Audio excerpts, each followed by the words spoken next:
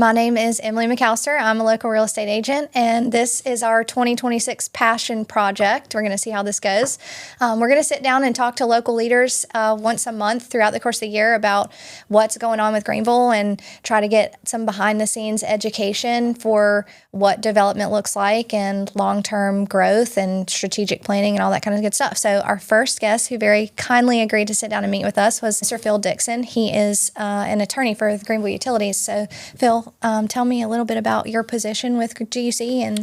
And well, I guess it began with I was clerking for a judge on the Court of Appeals, and I interviewed with a law firm here called Gaylord and Singleton, and Mr. Singleton was both the city attorney part-time and the Utilities Commission attorney part-time. And there was new legislation that was passed in the state called the Local Government Budget and Fiscal Control Act. And what they were trying to do is get all cities and counties and public bodies to have uniform reporting of finances. So you can sort of compare apples and apples. Mm-hmm. And it became clear that Greenville Utilities Commission was sort of unique in the state. We're the only other entity like us is Fayetteville Public Works Commission. And what happened in about 1900 is the city fathers here did not want utilities to be a political issue.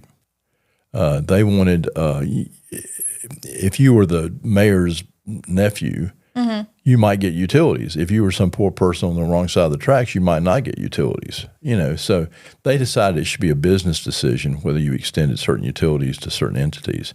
And at that time, we were just beginning street lighting. We had gas lights downtown. We had a mm-hmm. silo that provided a reservoir of water. We were just getting ready to build a system for the growth of the city. And so they decided to have the Utilities Commission here and the one in Fayetteville separately chartered by the state, so it's separate from the city. Many times cities, when they get ready to spend money, they need revenue. And it's very convenient many times to raise utility rates as opposed to raising taxes. People accept increases in the utility rate a lot better than they do raises in taxes. Right. We didn't want it to be that way, so they decided here we try to make a business decision as to whether it was prudent to extend water, sewer, gas, or electricity to a particular area. And so it was a beautiful thing because most of us, when we buy a home or buy a car, we're having to save some money, for right. Unusual expenses that may arise at times. And cities are prone to spend all the money they have mm-hmm. and not put a lot of money aside for reserves. But it's very expensive to build sewer and the infrastructure you need for water and electric and natural gas. Mm-hmm. So many times cities don't put money aside. So they borrow heavily from those reserves, and then they don't have money when they need it. Right. You mentioned that us and Fayetteville are the only two entities in the state that have a separate charter. Explain to us what that means. Well, most places in the country have their utilities separate from the city to avoid the politics. And yet in North Carolina, for some reason, we've chosen to have typically a utilities department of a city. And so, that sometimes gets mixed in with other revenue and expense issues sometimes. So let's just say we needed to set aside $1 million a year so we could build a new water treatment plant one day or a new wastewater treatment plant one day. Mm-hmm. So you have all this money sitting over there, let's say $5 or $6 million you've got sitting aside in a reserve like you and I would have a savings account. Right. And then all of a sudden the city has a shortage in revenue or they have a major expense they have to undertake. A lot simpler for them to borrow money from our reserves than it is to raise taxes. Right. Or if they need to raise more revenue, a lot easier for them to raise utility rates because people sometimes accept an increase in utilities because they're getting really good service mm-hmm. more than they would a tax rate. So if you have a city that the city is also in charge of the utilities, essentially the risk is that there is no money for further development and infrastructure it's repair. Subject to political decisions too. I mean, like I say, the experience has been, some cities don't manage their utilities well. We've had a lot of experiences here in Eastern North Carolina where people did not plan ahead. Mm-hmm. And especially when there were no federal monies available for people to expand their water treatment plant or wastewater treatment plant or to build more distribution lines for electric and natural gas, that was a real problem because you didn't have any place to turn to borrow the money. You didn't have a way to pay it back. And right. so it's essential for a well-run utilities not only to, first of all, the principle the mission is to break even. We're not here in the business of making money. Our job is to provide the best service we can for the lowest price. Right. But that includes putting aside some money so you can replace automobiles, trucks, equipment. We had an experience here in Greenville, for example, many years ago where the city had not put a lot of money aside for reserves. And so we were replacing vehicles every year, trucks and equipment and furniture, and they were not doing that. And so they got way behind, and that was a very difficult thing for them to deal with. So actually, one of the things that we do for the initial investment that the city made in creating the Utilities Commission, I think they initially invested $60,000. The city. The city. Okay. We paid them about $7 million a year as a return on their investment. So that was a pretty good return on their investment when you think about it. Right. And then we give them a half discount rate for their utilities that they use. Okay. Street lighting and things like that. But in many cities, they've had problems with contaminated water, overflow of sewage, electric blackouts. So many cities don't have natural gas. So it just requires a lot of good planning. Right. And the people who were in charge, I think I mentioned to you this off camera, Governor Tom Jarvis, who was the only governor ever from Greenville, was a remarkable man about the turn of the century. He had been the chairman of the Democratic Party. He had been a U.S. senator. He had been ambassador to Brazil. One reason we have the red tile roofs on the campus of VCU is because of his having spent time in Brazil and saw that was a very useful way to build houses and build buildings. But he's the one who said we should take the politics out of utilities. And again, if we did it the way some people do politically, only the wealthy and well-to-do and well-connected people would get utilities. Right. I mean, take natural gas. Not everybody has natural gas. Many cities don't have natural gas. But the way it works for us is we try to make it a business decision as best we can. Right. And I think that's worked much better. And we do some innovative things, too, that maybe we couldn't do if we were not independent. For example, natural gas. The price of natural gas varies a great deal. When it gets really cold, it gets very high priced, Well, when it's not cold, we can buy natural gas in the Gulf of Mexico, or the Gulf of America now, I guess, and we can ship it up here, transport it up here, and we can freeze it and store it. Who knew you could freeze natural gas, right? But if you buy it cheap and you have it stored here, then when the price of natural gas goes up, you can heat it up and feed it into the system. Right. And it's a great savings to your customers. Right. I mentioned to you, water is a precious commodity. It's much more precious in the western states than it is here.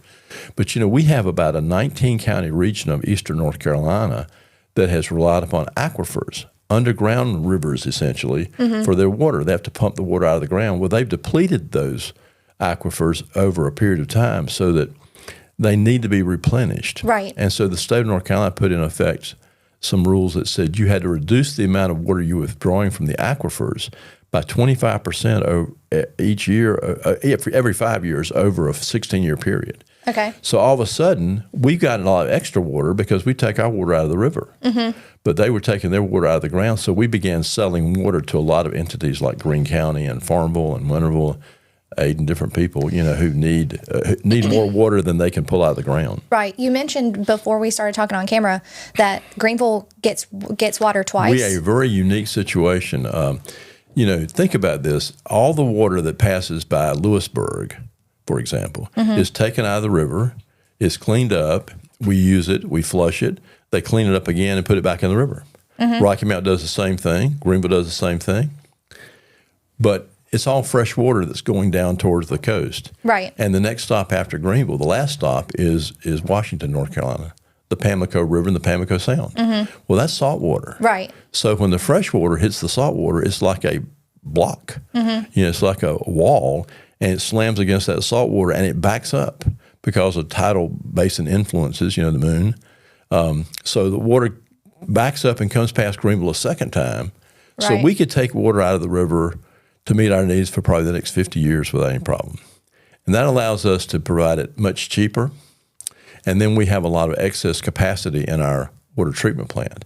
We also have, because of all these depletions of the aquifers, we can take, if we need, let's say we are able to treat 20 million gallons of water a day, but we only need 16 million gallons. Well, that excess that we treat, we can just pump it into the ground. And it stays in these aquifers. and doesn't migrate. And so when we get ready to use it, if we needed more than we can produce at any given time, we can pull it out of the ground and disinfect it and feed it in the system. Right.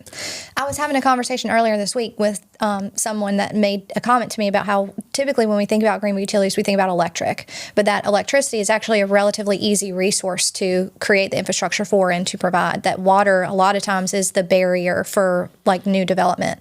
But we also, for the county, have a lot of like community water, like Eastern Pines and Belle Arthur and all of those things. So how does that work in conjunction with GUC? Back in about 1970, the county commissioners came to Greenville Utilities Commission and said, how much of Pitt County can you really reasonably serve with water?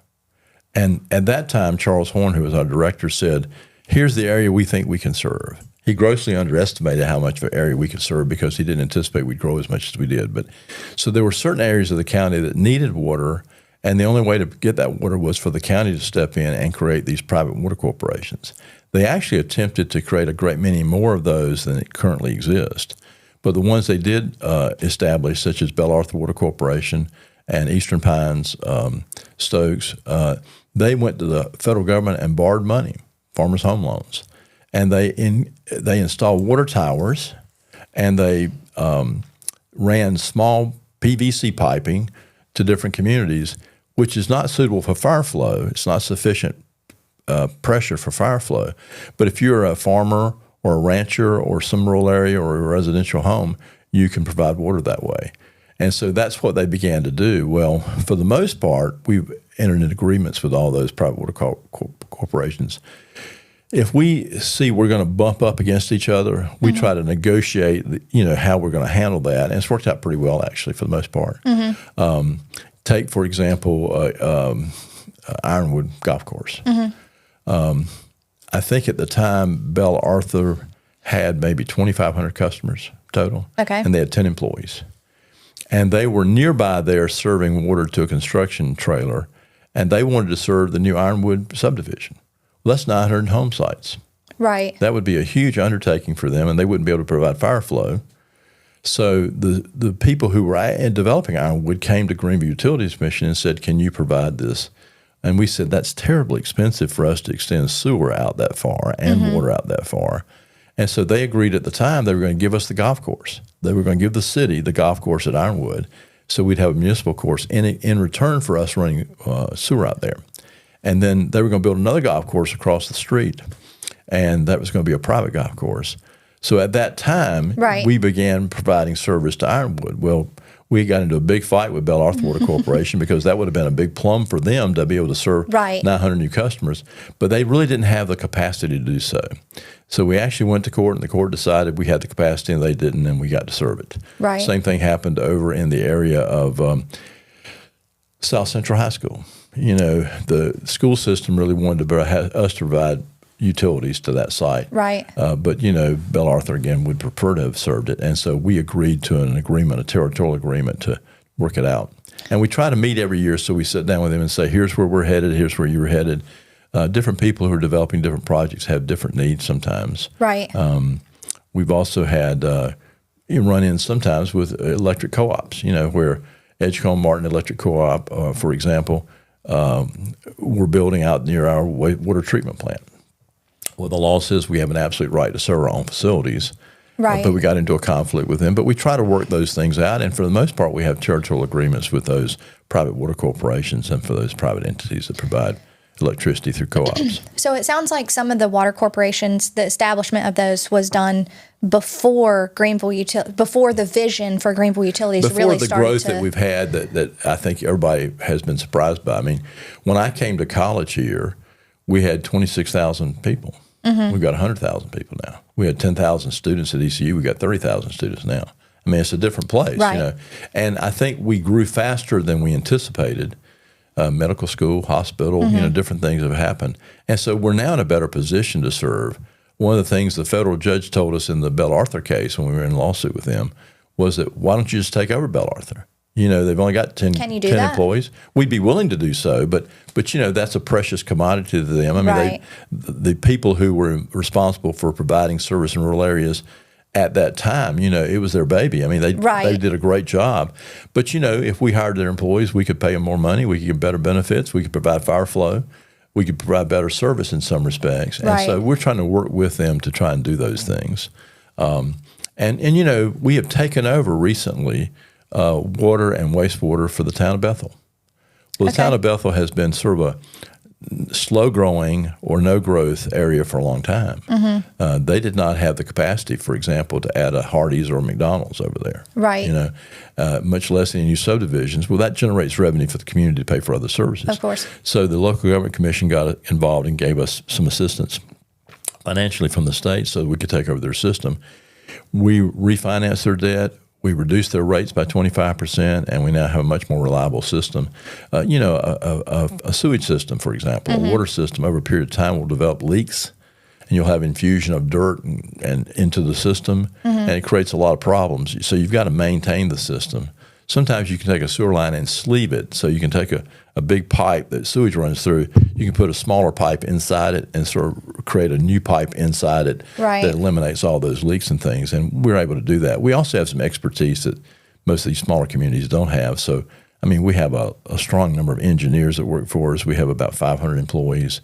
And so we try to provide assistance to these communities that don't have some of the resources we have. For example, if you're trying to discover a leak, you can send a camera through the pipe, and you can see where the leak is, or the crack is, or where the need for repairs are. You can also put smoke in the pipe and see sometimes where it is.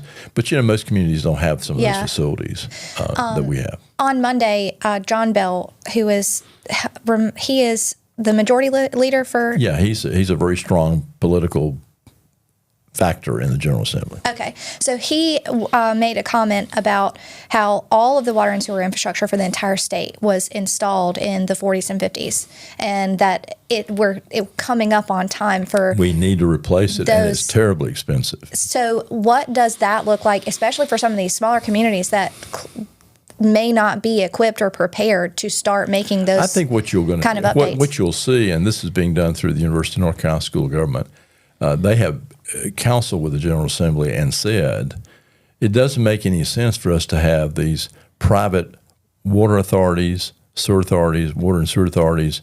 It would be much simpler if we had regional utilities. And Fayetteville and Greenville are the best example I know. And we provide services in 4 counties, We provide a lot of assistance to other people. And so it would be easier for us in a region. I'll give you Charlotte as an example. Charlotte-Mecklenburg County is a huge county.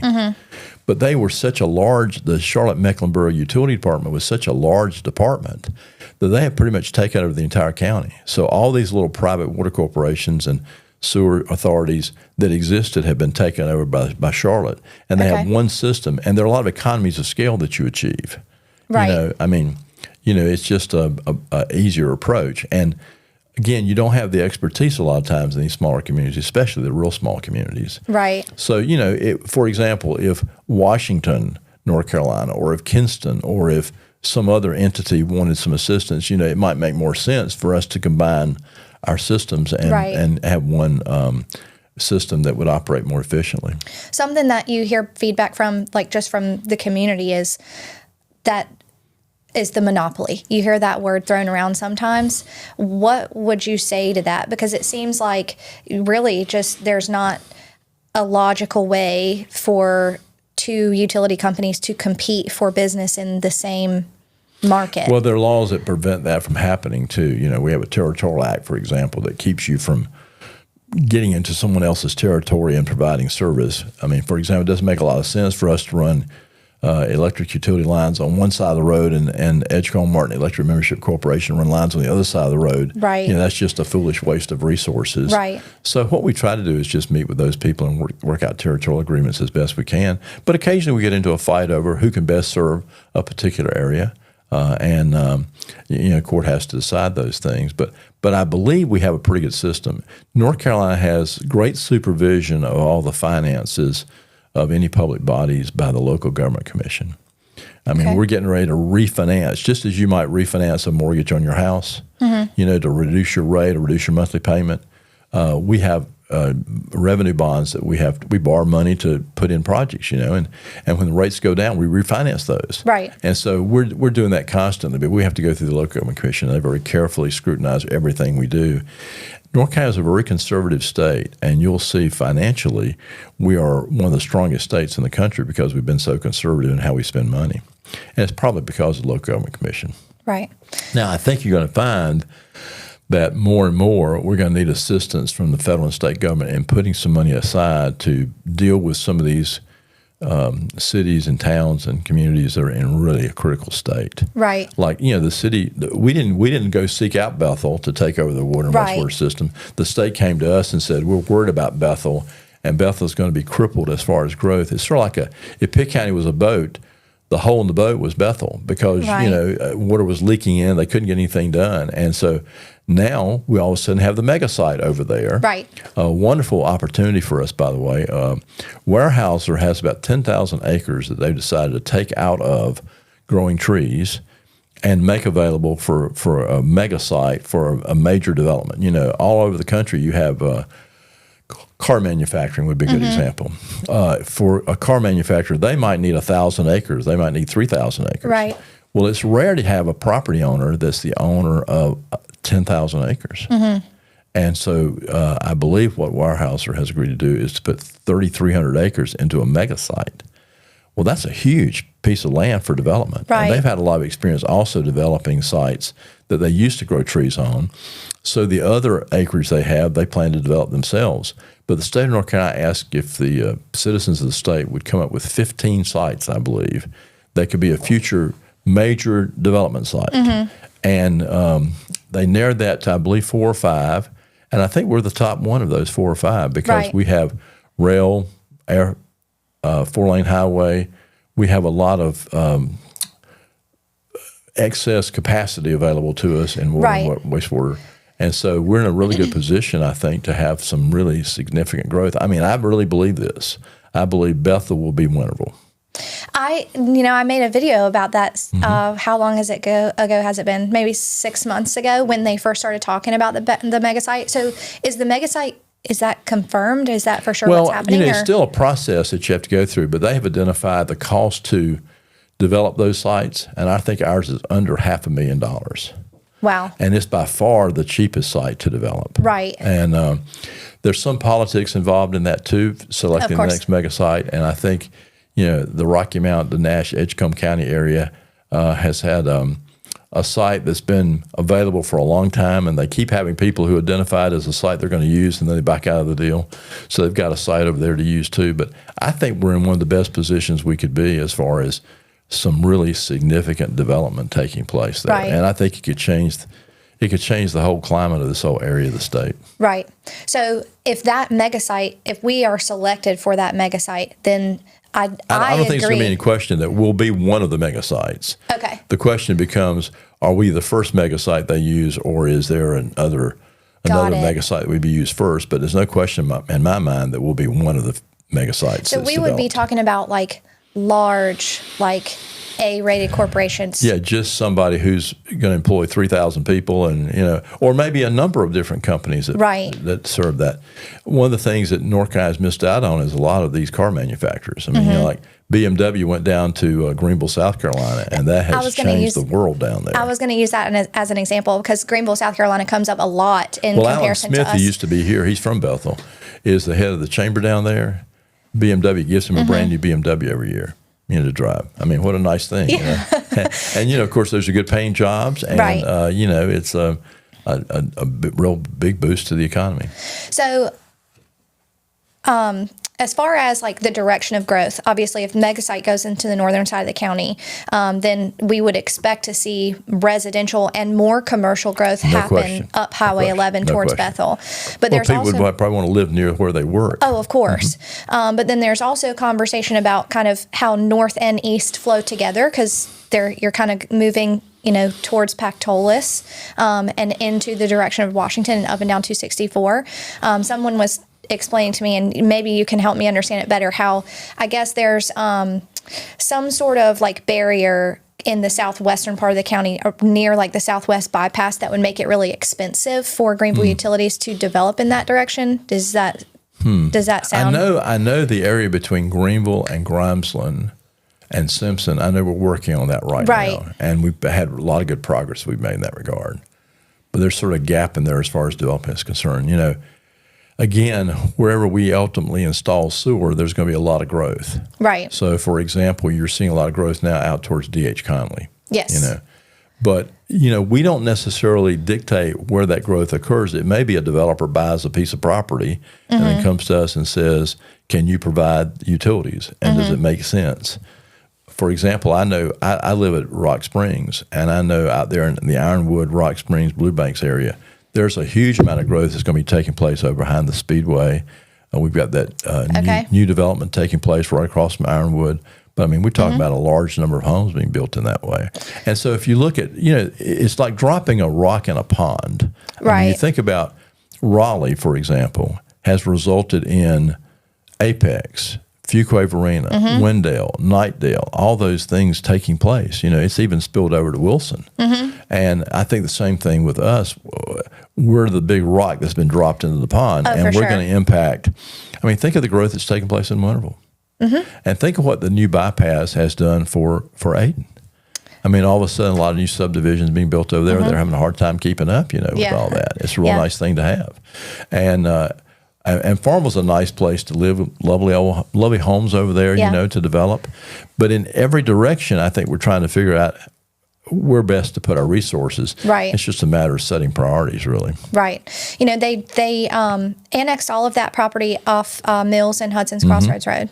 And Haley and I have been doing some research on what the preliminary plat maps look like. But we're talking about 1,000 houses over the next 10 years.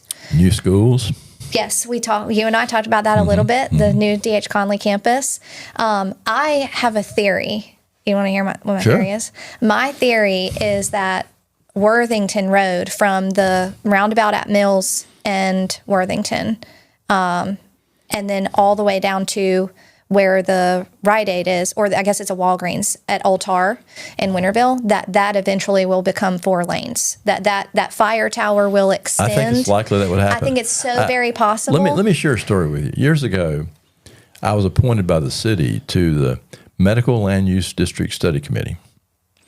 And we were looking at the hospital area and the medical school area, and we said, it's likely there's going to be a lot of development around there. Not just doctors' offices, but perhaps medical suppliers, medical equipment manufacturers, the whole idea of having a medical-related industrial park, perhaps, you know. And we went up to UNC, and we went up to Duke and visited and talked to them. And at UNC, and I went to UNC Law School, know the campus pretty well. My son's a professor up there. They built the hospital, and then they added on to it, and then they added on to it, and then they added on to it, and then they added on to it. And it is a disaster inside as far as getting around. I mean, you know, it's just very confusing. Duke University had a lot of the Duke tobacco money, and so they have a plan in place where they're going to put buildings 30 years from now, 25 years from now, 20 years from now, where they're going to put parking decks that you can't even tell is a parking deck. And they've done a lot of long-range planning.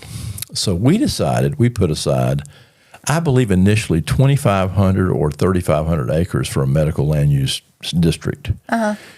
Duke said to us, no, double or triple that, because you're not going to believe the kind of growth you're going to have over a period of time. And I think that's the same thing we're dealing with here. You got to have the vision to see that these things are going to happen. Right. I mean, I know out where I live, I know there's going to be an explosion of growth taking place. Of course. There's going to be a roundabout right there, the entrance to Ironwood, for example. You know, and there's just going to be a huge amount of development that takes place out there off the Voice of America site road, for example. You know, right now that's a very rural area. Yes. You know, but all of a sudden it's going to have an explosion of development. And you just have to look at the triangle and you can see what I'm talking about. Right. Well, it sounds like Greenville Utilities we're a major player. Is not only just a major player, but really like understands how far in advance these plans need to be made as far as the vision for the county and what we need to be doing right now so that, you know, in 2050 we can be prepared to accommodate the growth.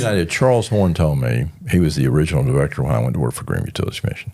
He said, we would not have had Burroughs Wellcome Pharmaceuticals without Greenville Utilities. And he said that was a major factor in them deciding to come here. ASMO was very concerned about the high quality of water. So we were constantly sending them samples of our water. And that was the major determining factor for them coming here. And we're a player. I mean, we're a major player. And we have excess capacity so that we have constantly upgraded our wastewater system so that we have, I believe, if I'm not mistaken, the capacity to clean maybe 32 million gallons of water a day. I mean, think about that. That's a lot of water. And we have more than we need. But all it takes is some major megasite to be developed. Right. And all of a sudden, you're playing catch up. Yeah. We also have natural gas, which a lot of communities don't have, and that's a very good. We also do a lot of innovative things. For example, are you familiar with Beat the Peak? Have you ever heard that? Mm-mm. Well, I have on my heating and air conditioning system a Beat the Peak program that cuts off my utilities at certain times when there's a high demand. You pay for your utilities based on the highest demand per month. So there's certain times that you run your utilities, it doesn't cost you a whole lot. What the problem is when everybody is using utilities at the same time, right, you have a peak level, and that's what you have to plan for. So that's why we get silly bills when we get a week long worth of 17-degree weather. That's why it's best for you to run your dishwasher at an odd time of day or if you can. Interesting. And so we have got a lot of Beat the Peak programs. So we have peak shaving generators that we have put in place all over town, the hospital, the university, major manufacturing concerns, so that when their usage of utilities is reaching a high point, they can turn to an alternative generator, maybe a gasoline generator that would generate utilities for them, and cut their load. Right. And that saves a huge amount of money. I mean, we save, I believe the last time I checked, we were saving $500,000, $600,000 a month, and sometimes up to $1 million by just using peak shaving generators. So there are certainly some interesting things we do. And the underground aquifer system, we got the first permit for an underground aquifer system where we could pump water in the ground and store it. Right. The only place we'd seen that before was Florida. And there may be one other place in North Carolina now down near Wilmington where they do some of that. But that's a pretty innovative things. Right. I remember back in the 70s, we had Beat the Peak for tobacco farmers, for the tobacco barns. I mean, where we could control how much usage they had at certain times. Now, if you and I have our hot water heater turned off for 5 minutes, you don't notice that. Right. Wouldn't affect you in any way. But it makes a big difference in cutting the load, you see. Interesting. But think about this. The highest compliment we probably receive is when you get up in the morning, you don't think twice that when you flip the switch, the electricity is going to be on. And you don't think twice about turning the water on or flushing the toilet, And guess what? A lot of people make that happen. And we have our own employees. We have such a coveted organization. We have on average 30 applications for every job at GE. Oh, it's very difficult to get a job at Greenville Utilities. And it's just a great place to work and great people because we're very proud of the organization, proud of what we do. But when we have an outage, which is rare, because we have drones that go along our lines searching for places to repair, and we're very proactive in making repairs. But when you see a lineman out there in chest deep water connecting utility lines, electric lines, or you see somebody jumping down a ditch and dealing with natural gas, which is a dangerous instrumentality. Right. I mean, we're there on the job. I mean, your neighbor is there to put your power back on. Right. If you're an employee of Duke Energy, I mean, you may be out of service for 3 days or 2 weeks. Right. So it's been a positive thing to have our utilities here. I think just the public in general, and I will admit I've been guilty of this, of being very openly critical of Greenville Utilities in the past, just simply because I feel like there's a lot of people that don't understand. They get the bill in the mail, and which is I pointed out to you earlier. As a convenience to the city, we include on our utility bill garbage pickup and stormwater. We have nothing to do with stormwater. We have nothing to do with garbage pickup. And yes, added to our bill, but we are, I believe, last I saw, we were 15th in the state in utility costs. For the rate. For the rate. And so you take the major cities in North Carolina, I mean, we are way down the list. Right. And it's because we've done a lot of good planning. What would you say is the most misunderstood thing about the GUC as an organization that the public does not have a good grasp on? I think they do. They are confused because I think, not quite naturally, they think we're part of the city, so we don't have any independence when we do. Right. I think they also think we are responsible for stormwater and for every other problem that exists. And many times, the problem that people have is not on the Greenville Utilities Commission side of the street. It's internal to their own home. It may be a sewer line back up on their property. Right. There's a building downtown that used to be a bank, and they had a tree that grew through their sewer line, and it caused a backup, and it flooded their basement with sewage. I mean, think how awful that is. Yeah, that's well. The immediate nasty. reaction is, "What in the hell are you guys doing?" Yeah. But when you go out there and you find out, and you go dig down, you find out that that's a tree root that grew through Right. your sewer line, and it's something on your side that a plumber is going to Right. need to fix. And I think that's a common problem. And everybody is. I mean, utilities, just like your house payment, are a major expense to anyone, just like Of your course. car payment. And so I think anytime the bill is high, or anytime any bill comes, everybody's saying, oh my God. But now here's what we do. We have budget billing. So if you want to go to Greenville Utilities Commission, I'm on budget billing. Let's say my average utility bill is $300 a month. Mm-hmm. I can go to, but in the wintertime, it might spike to $450. Right. Or in the summertime, it might spike Right. to $500. I can go to Greenville Utilities Commission. They can take my utility history for a year, and they'll take that total billing for the year, and they'll divide it by 11 months, not 12. And they'll say, this is the average bill, and you can pay that every single month. And you want to pay more than that, you want to pay less than that.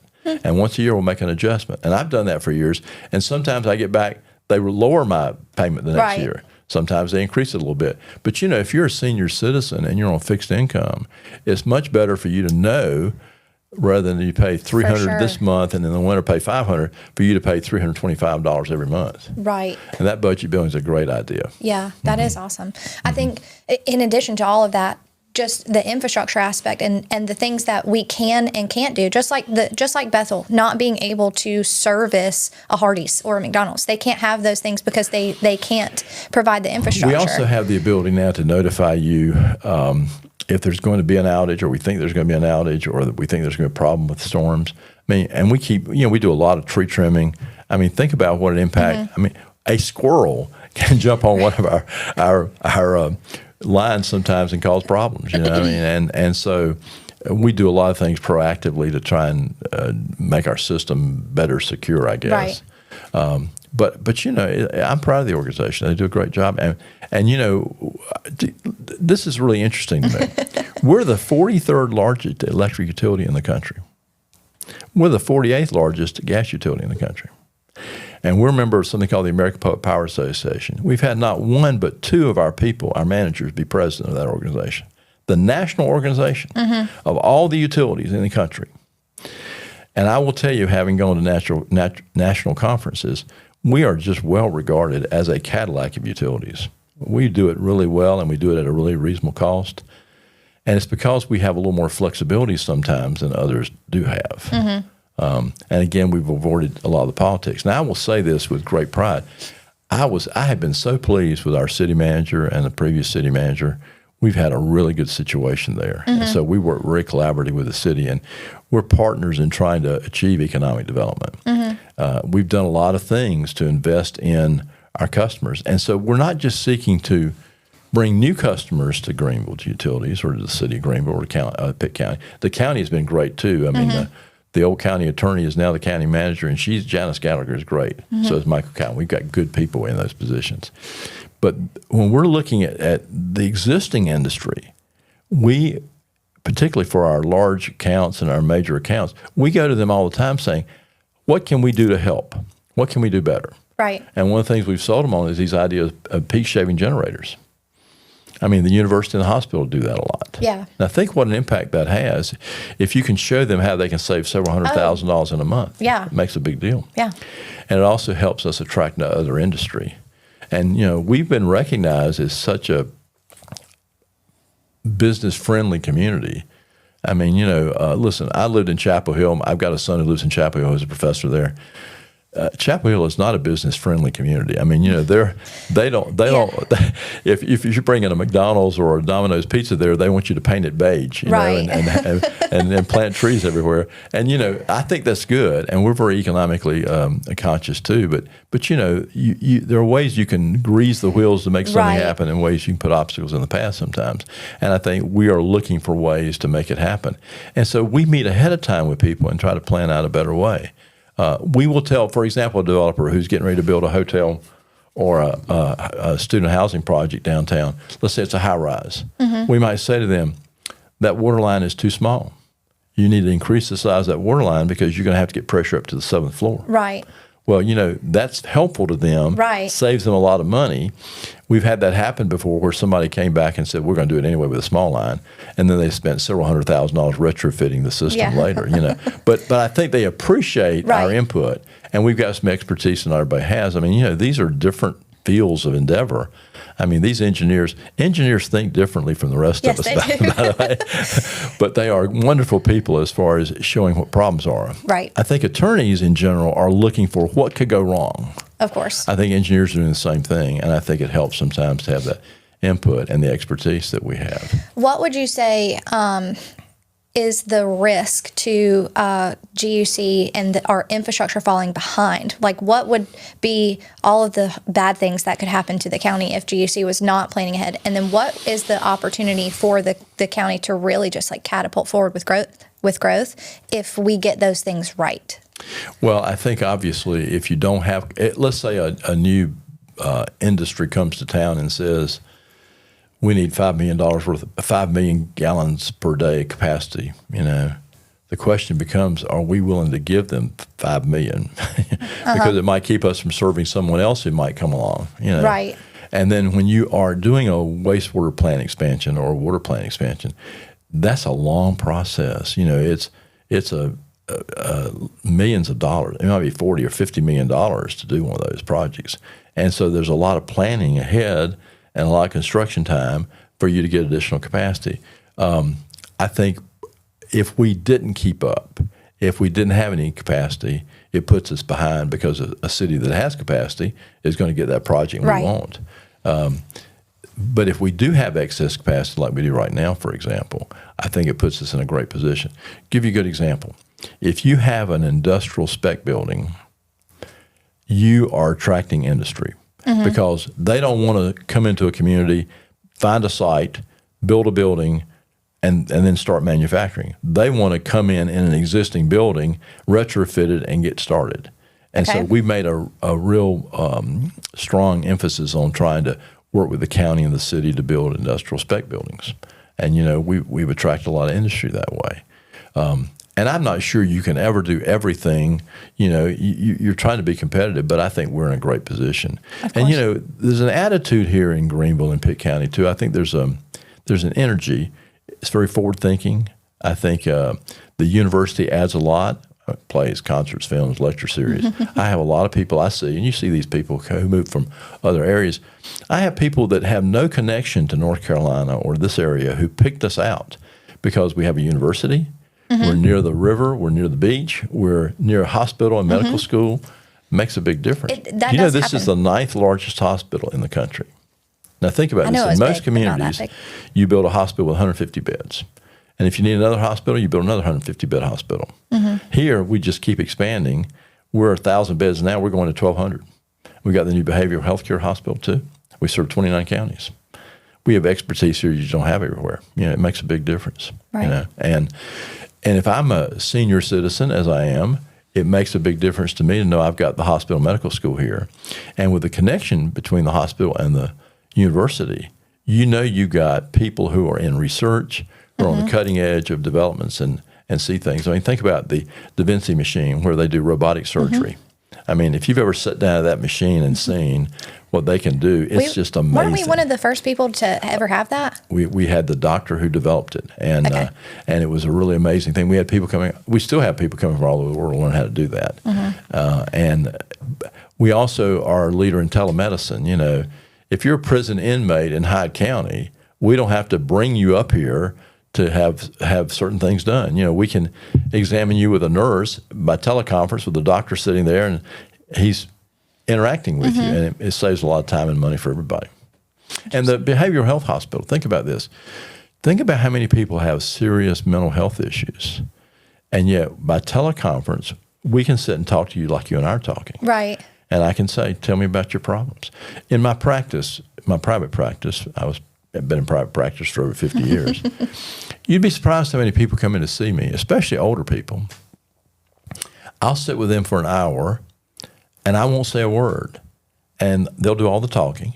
End of the hour, they'll say, thank you so much. You've been such a big help. Because they don't have anybody to talk to. Right. And think about all the people we have all over North Carolina who are lonely, isolated, underserved, and, they don't have anybody to talk to. And so it makes a big difference. I mean, if I sit down with somebody, they're trying to tell me their story, but they're digesting the problem, and they're trying to find out whether their solution they propose is a good solution. Right. And so we do a lot of that.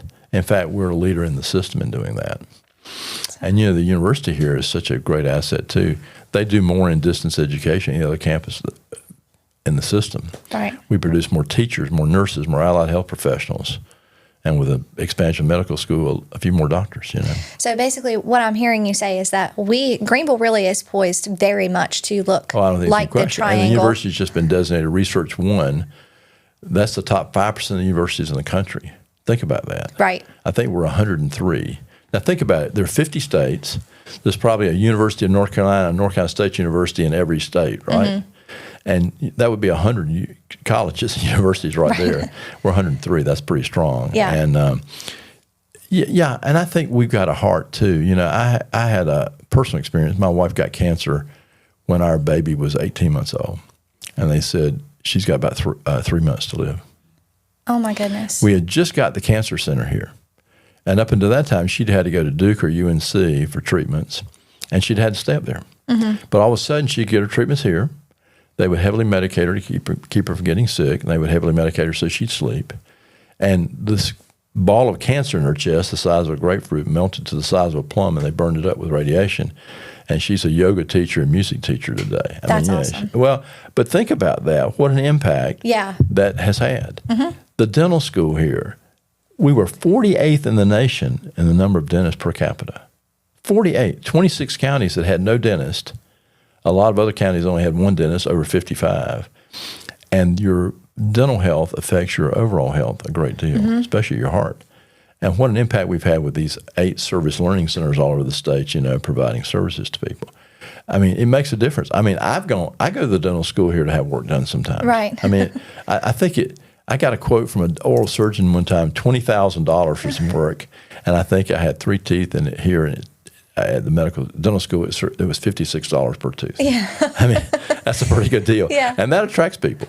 Yeah. But I also think, it's just a good place to live. I mean, we're an hour and 15 minutes to the beach and 30 minutes to the river and an hour to Raleigh. I mean, what more could you ask for? We have all the ingredients. Yeah. We have great realtors. Yeah. Yes, we do have great realtors. Thank you. Lovely homes and a lot cheaper homes than you can buy in the Triangle, too. So, all right. Anything else about Greenville Utilities? No, I think that's everything we got. I think we got some really great information, and I think it's awesome, and I'm excited to see what happens. By the way, we have that new operations center, out there near Ironwood, and it's in a very strategic location. So it's right on the bypass. Sure. Yeah. So we can easily get anywhere in the county to provide service. And it's a really nice facility. We looked at 40 different sites to find that. It's the highest piece of land in the county. We were on Mumford Road, and we got flooded all the time. Oh, yeah.